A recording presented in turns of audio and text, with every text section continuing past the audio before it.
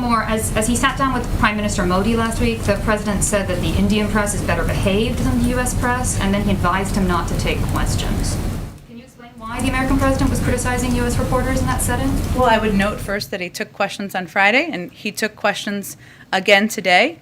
And I think what he said is that they're not always on point. Now, I know that isn't something that anyone wants to hear in here, but what I think he was conveying is, you know, today he might want to talk about COVID vaccines. Some of the questions were about that. He might want to talk about, and some of the questions are not always about the topic he's talking about in that day. I don't think it was meant to be a hard cut at the members of the media, people he's taken questions from today and on Friday as well. Go ahead. It happened that he was sitting next to Prime Minister of India, one of the world's largest democracy, when he said that.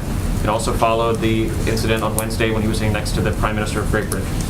Is the president reticent to take questions when he's sitting next to a foreign leader in the Oval Office? Can we expect him to do that in the future? Steve, he took questions earlier that day on Friday. He'd already taken questions that day. I think that was the context of his comments.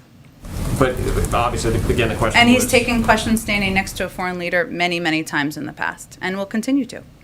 I want to ask you about what Republicans are pointing to in the analysis from the Joint Committee on Taxation. They say, according to, if I've read the chart correctly, more than 16% of taxpayers would see their taxes increase under the bill that's approved by the House Ways and Means Committee.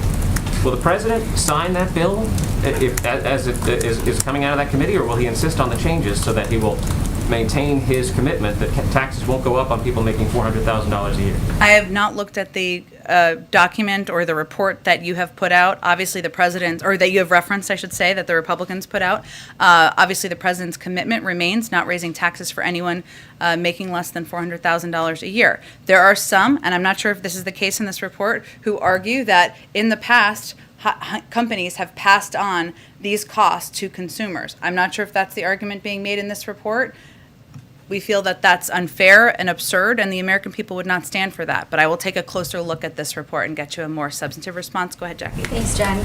Going back to the Friday meeting with the Prime Minister, the President said that the Indian press was better behaved than the U.S. press, but the Indian press is ranked 142nd in the world, according to Reporters Without Borders, for press freedoms. I mean, how does he say that about the U.S. press compared to the Indian press? Well, I would just say to you that having now worked for the president, serving in this role for 9 months, having seen that he's taken questions from the press more than 140 times, including today and Friday, that he certainly respects the role of the press, the role of the freedom of free press. We ensure that we have press with us, of course, when we travel, that we have press with us for sprays in foreign capitals, and we will continue to. And I think that should speak to his commitment to freedom of press around the world. I want to go back to All right, folks, thank you so much for joining us here at Golden State Times. If you're new to the channel, we encourage you to subscribe by clicking that middle button.